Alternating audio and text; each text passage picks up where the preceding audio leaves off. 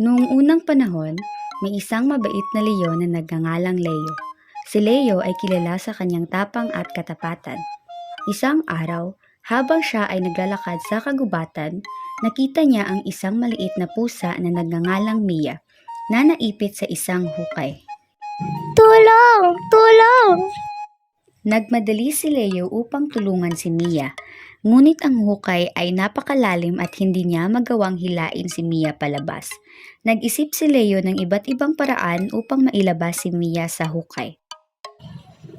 Habang siya ay nag-iisip, dumating ang isang maliit na ibon na nagngangalang Pipit. Nakita ni Pipit si Leo na nag-aalala at nagtanong, "Ano ang iyong problema, Leo?" Sinabi ni Leo kay Pipit ang kanyang problema at kung paano niya nais na iligtas si Mia. Tumawa si Pipit at sinabi, "Hayaan mo akong tulungan ka, Leo." Lumipad si Pipit at dinala ang kanyang mga kaibigan na mga ibon. Nagtulungan silang lahat upang hilain si Mia palabas sa hukay. Sa tulong ng mga ibon, nailigtas si Mia at nagpasalamat siya ng malaki kay Leo at sa mga ibon. Pagkalipas ng ilang buwan, habang nagmamasid si Mia sa kagubatan, narinig niya si Pipit na humihingi ng saklolo.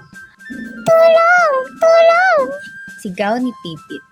Nagmadali si Mia at humingi ng tulong kay Leo.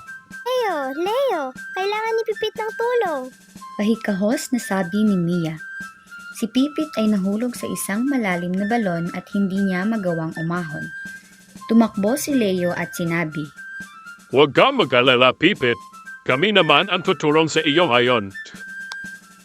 Binuhat ni Leo si Pipit at dinala niya palabas sa balon.